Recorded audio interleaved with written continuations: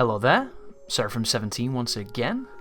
Welcome to a preamble video explanation and piece of information to help perhaps people who don't really get the genre that you're about to watch in the oncoming video, which is known as shoot-em-ups, or shmups as they get abbreviated to a lot. This is one of the lesser known genres of video games, even though it is one of the oldest that exists and one of the purists.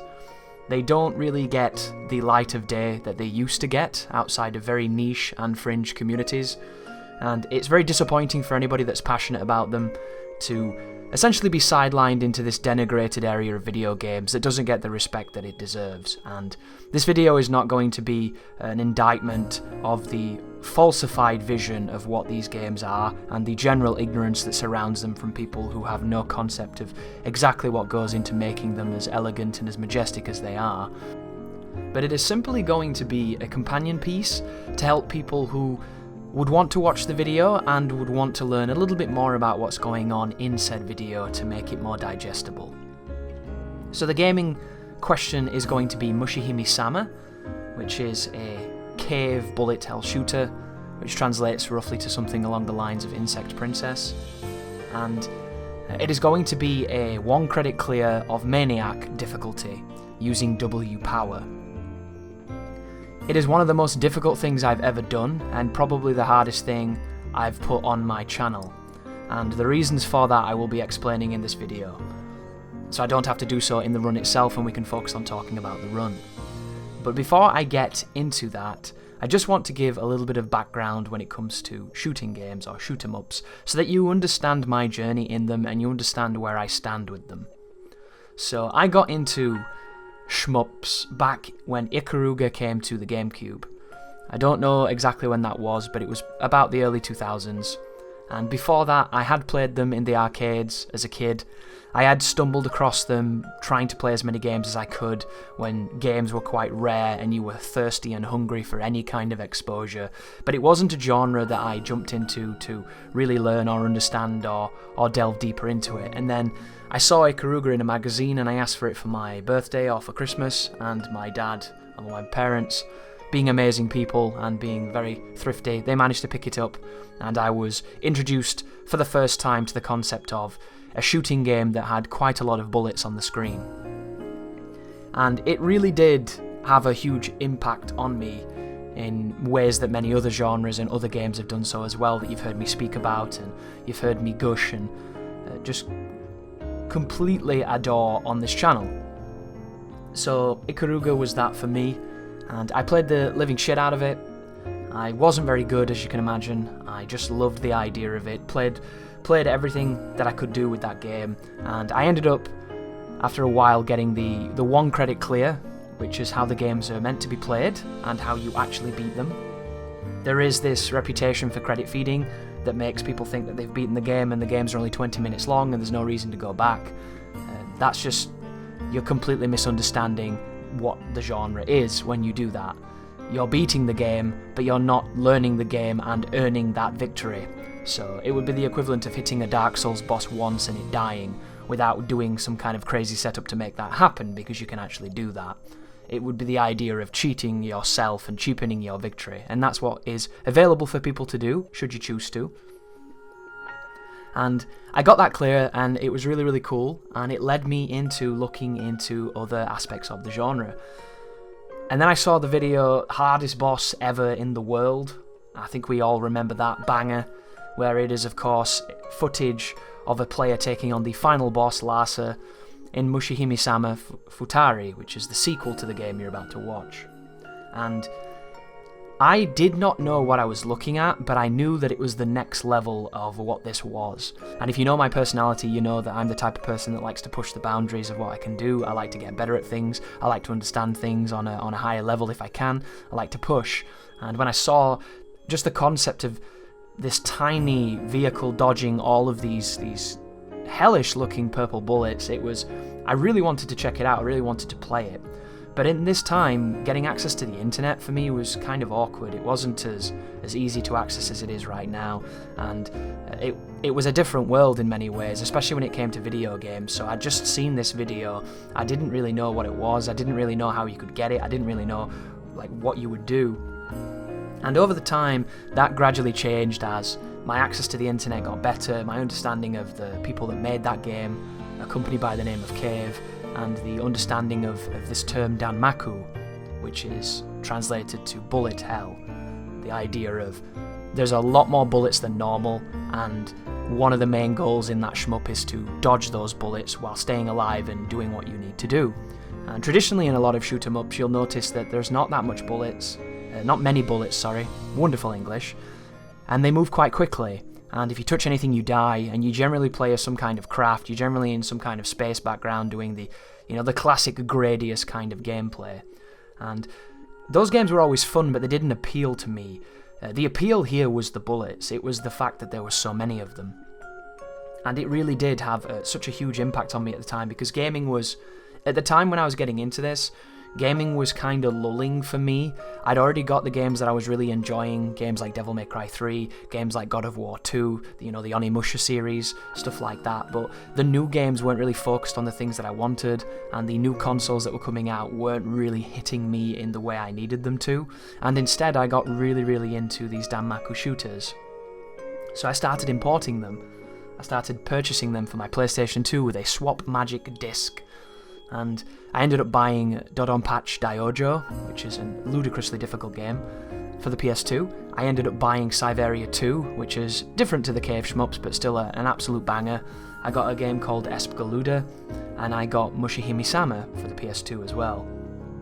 And in those days, I was a credit feeder, and I didn't really go for the 1 credit clears because I wasn't good enough, and the idea of doing those kind of runs was something that would cause a decent amount of anxiety within me, and it's the type of thing I don't really go towards. You'll notice on my channel, if I can get a good checkpoint, I will spend hours upon hours upon hours grinding to get that victory, because that's where I'm strong. When I've got a good checkpoint and I can just sit there, embed myself and push forward and win, that's where my strength lies, that's where my comfort zone is and where I really thrive. However, the longer I have to go for that checkpoint, and the more pressure that builds, and the more stress that garners, because there's more stakes, there's more on the line, the more I enter an area that I am vastly more uncomfortable with, and an area that actually, instead of that adrenaline turning into a good thing that a lot of people really enjoy, for me, it turns into anxiety, and it turns into dread. And it's something that I have spent my entire life trying to avoid, as best as I can. So, and it's not the best feeling, but we'll talk more about that later on. So I was credit feeding these games, and I only played on the hardest difficulty, especially on Mushi. I played on Ultra only, credit fed my way through it, played the absolute living shit out of it, because I played on Ultra because why would you want to play on any other difficulty but the one where there was the most bullets? And I didn't learn any routes, I didn't do any of the standard shmup things that you do. I just played it, credit fed it, playing on a PS2 controller, on a TV. There was no fancy technology here, there was no stick or anything. It was just getting down, really immersing myself in those games, credit feeding them for a couple of hours here and there, and doing what could be done. And then from those early Cave days of learning that, I went on to the Cave forums at the time, which don't even exist anymore. I went on to the shmup forums. I didn't make an account, but I was always kind of keeping up in what people were talking about. And that led me to Toho, which is something that I used to pronounce as Toho for some reason, because I don't know how to pronounce that word. But I have it on good authority, most people say Toho, and that's what it was. And I started with the embodiment of the Scarlet Devil, which is Toho 6. And that game was something else, because I could get it on my PC, and I had to use the keyboard to play. And it was a game that was just essentially designed the whole way for these crazy patterns like nothing I'd ever seen before. So I played the absolute living shit out of that, credit feeding again on Lunatic, nothing else, only played Lunatic. Then I got Perfect Cherry Blossom, the 7th game. Then I got Imperishable Night, which was my favourite of the Toho series. And then after that I ended up going to a convention, which was really, really cool. It was an arcade convention where they had playable cabinets, Dingo Egret 2 cabinets with the Japanese parts, the Sanwa sticks and everything, the Sanwa buttons and what have you. And they had Death Smiles Mega Black Label, they had Muchi Muchi Pork, they also had Dodonpachi Daifukatsu, which I didn't get a chance to play, and they might have had one other thing. I think they had Ibarra as well. So I was, as you can imagine, going to conventions to play them on original hardware, really getting into this, really, really passionate. And I was playing the XX games, you know, Eden Aegis and the Blue Wish Resurrection and everything. I was finding as much bullet hell as I could, diving into them and having a really good time with them. And then, like a lot of my passions, it kind of just teetered a little bit and moved elsewhere, probably into Guitar Hero or maybe into Call of Duty 4 or something, into competitive shooting. It moved away from the shmup scene, all the way until the Xbox 360 started releasing region-free cave ports, where I was able to pick up ESP Galuda 2, a really, really fun game that I credit-fed the shit out of, Mushihimesama Futari, which I finally got to play and credit-fed the shit out of that one as well, playing all the difficulties including the novice modes, clearing all the novice modes, because when you play on the hardest difficulty you do learn skills, you just don't really have the consistency unless you really apply yourself. And one of the things for me, guys, which I'm going to kind of explain here is, I have this mental block when it comes to shmups, and it's the same thing I have with Guitar Hero. I can't practice them, and I don't know why. And I mentioned this earlier. I can spend 100 hours fighting a boss in an action game, in a character action game, or in a Souls game, or in any kind of game where I can learn the patterns and do the execution and do the challenge runs. And it doesn't bother me. It's something that I'm built to do. It's how my brain works. It's what appeals to me. However, I can't practice shmups for hours on end, and I don't know why. It's just one of those things I really struggle to do. I'll play for about 40 minutes or an hour, and it feels like I've been playing for an eternity. It feels like I've almost exhausted the amount that a human can play a game. And I know that it's only 40 minutes or an hour, but it feels so much longer in my perception of what I'm doing and how my brain works, so I find it very difficult to practice this genre. And the problem with that is, this genre is all about time. It's all about investment. The more time you put in, gradually, depending on what you're doing and depending on how good your training regimen is for how you improve and what you struggle with, you will eventually start to condition your brain into understanding what you're seeing. You'll learn to see the patterns, you'll learn to see the gaps, you'll learn to understand. And it's this incremental stage of development that is very similar to learning a language or learning an instrument or learning a skill. It's this idea of you are always going to be better the next day and the day after that and the day after that, but the core component to this is the consistency. You have to keep yourself at that level of application, and if you deviate, you lose it. Because it's a very focus-based genre, this, and I struggle with that. On Guitar Hero, to give you some reference, I can't play a song more than once in one day usually, unless I'm really, really kind of going against my grain. There's just this weird part of me. And to compensate from that, what I do is, I play a lot of different songs of similar difficulty. I kind of alternate like that, or I'll overchart a song so that I can play it again.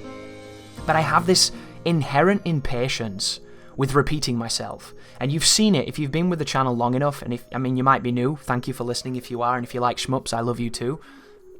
But on my channel, you'll hear me say things like, checkpoints, not good enough. I'm replaying too much gameplay. You have to go through all this nonsense to get to the difficult part. You might have heard me talk about runbacks in Souls or Neo games, where it's completely unnecessary and does nothing but waste your time. I have this immediacy, this instant gratification, this sense of wanting to get back to the problem and not the tedious part that really impairs my ability in certain areas. And it might just be my brain, it might be my character trait or the way that I function or a stereotypical side of me. But it's just something that I have to deal with, you know. It's one of those areas that, you know, you have to fight yourself. So shmups are one of those genres that, as much as I love them, I've never felt like I've been able to improve the way I know I can, because mechanically, I have the capacity to get very good at video games, or at least very good by my caliber, which is apply the time, apply what you've learned, use discipline, and then execute. Something I've done several times in several other genres, and I've done it to a decent effect. So I drifted away from the shmups, got back into them when they were releasing, you know, the Akai Katana, the Death Smile stuff, porting, you know, Dodonpachi, Resurrection, all of these wonderful things that I was able to finally experience and have a great time with. And I even made videos on my YouTube channel that exist right now if you want to check them out. You might have already seen them. It was a series known as Credit Feeding, where I played the games live while commentating, And they're kind of bootleg and they're full of me making funny noises because the games are just, they absolutely destroy your bloody brain, and you know if you play them. But it was all kind of just casual and not really doing too much. And I always wanted to get better, and I always wanted to improve. And then a couple of years later, I decided to play a game every single day. I decided to focus on a shmup, play it every single day. Doesn't matter if I played it for a minute, doesn't matter if I played it for 10 hours. As long as I put a credit onto that game, and I consistently did that, in a couple of months, just by sheer virtue of investment, I should be better, and I should be maybe able to beat it. And I chose Death Smiles, which is a cave horizontal shooter. It's one of the easiest games they've ever made, especially if you do like rank 1. And I started playing Death Smiles consistently. I started learning the levels, I started practicing the levels, I started going for survival, I started learning the scoring with the different shot techniques, I started trying to do the counter reset as you come out of your, you cancel the end of your 1000 counter so that you can collect all the crowns appropriately and refill it immediately. Techniques like that are amazing on Forest and on Volcano, and you can get a ton of points. And by the end of that endeavour of going to apply myself, I don't know how long I did that for, but I did it for a long time for me, so it might have been maybe a month or two. By the end of that, I had 1 credit cleared the entire game with every character, and I had got a high score of 175 million, which doesn't sound like much to, the really good guys, but to me, it was a really proud score, because I did enough level 3 rank levels to maximize points and get my extend, but I never triggered suicide bullets, and I didn't do the canyon. And you might be thinking, if you know what that means, oh, what a pussy. Exactly, right? I went the bitch path. And I got those clears, I got that score, I got quite comfortable with that game, and I had a lot of fun with it. And then once again, my interest in the genre kind of dipped again. It's not a genre that gets too much interest, unfortunately, for reasons that are quite apparent. And later on down the line, I always think about it every so often. I always think, I should sit down and try and get a clear of this game. I should sit down and try and get a clear of that game. I should do this. I know I can do it. And I never do, because something else comes up and I start practicing that instead. And my practicing is all over the place at the best of times. And then recently this year, Maggot got into Ikaruga. He started doing some shmups, and he managed to work through to his clear on Ikaruga. And I decided to look back into some of the old shmups that I used to play to see what they were happening. And then I noticed that Dejika had ported a bunch to Steam, and that there were a decent amount of cave titles on Steam. Not all of them, and nowhere near enough in my opinion. But there was Mushi, there was DFK, there was Death Smiles. And I decided to pick Mushi up and try and apply what I did with Death Smiles a long time ago with this game. Because even though I'm a filthy casual and I've not got many clears, the clears under my belt right now, before this happened, I got a clear of a game called Trigger Heart Excelica. I cleared that game a few times. I cleared a game called Omega 5 on Xbox 360, which is kind of a weird one if you've ever heard of that. I cleared that game. I got a clear on Ikaruga, on both easy and on normal. I didn't do hard, because that game is really, really difficult, obviously. And I think, unless you count the Death Smiles, I think that was all my shmup clears. And I do have some clears of Ketsui Death Label on the DS, but they give you 20 lives. And when you've got 20 lives, clearing very hard is not that impressive, even though at the end it's Doom, and Doom is a nightmare. But fundamentally, with 20 lives, you can clear anything, so clearing all those difficulties doesn't really count. I have missed some of the earlier ones, but I don't really count those. Suffice it to say, I don't have many clears. However, I do have, not constant, but at least like a decade's worth of experience, or at least knowledge and immersion. And when I did play, I played on the hardest difficulties, I played on the most ruthless settings. At one moment in time, I was trying to clear all the spell cards in Imperishable Night on Lunatic, and I did dozens of them.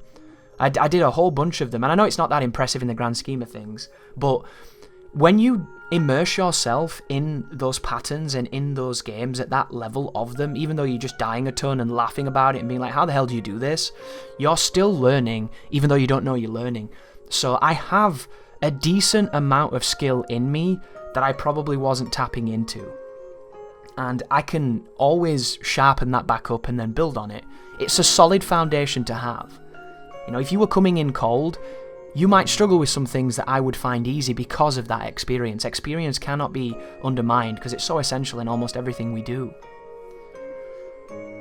So I started on practicing in training mode. I started practicing the bosses for Mushi. And I was going for a Maniac clear, so I practiced the bosses, I practiced the stages, and then I would do a run. I would do a proper run. And my first run, I got to stage 4.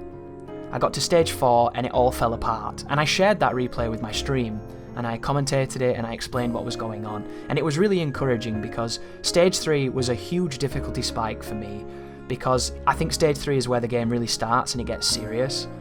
Which is kind of funny now because it's one of the stages I'm most confident on, even though the replay that you're going to watch, if you're watching this video, I take a really early death because I'm out of position, which saddened me a lot.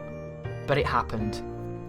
And getting to stage 4 in a real run was a big deal, but it also isolated the real difficulty of what I was trying to do, which was nerves. So my practice continued, and I would do the bosses, no miss the bosses, no miss no, bomb the bosses, do the stages, try and no miss the stages.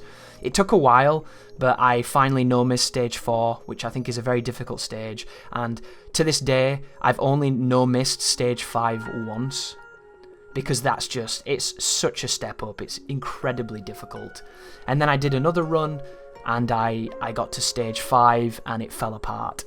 And at that moment, I'm facing these feelings, these horrible feelings that are making me not capable of beating this game. And it becomes difficult then, because what you start doing is, because the anxiety that happens at certain moments can be so just completely overriding, you start running away from it, you start hiding from it. So instead of doing runs, I spent a week in training mode just avoiding runs. And to push myself to try and improve, I was doing no-miss versions of the stages so that the rank was higher.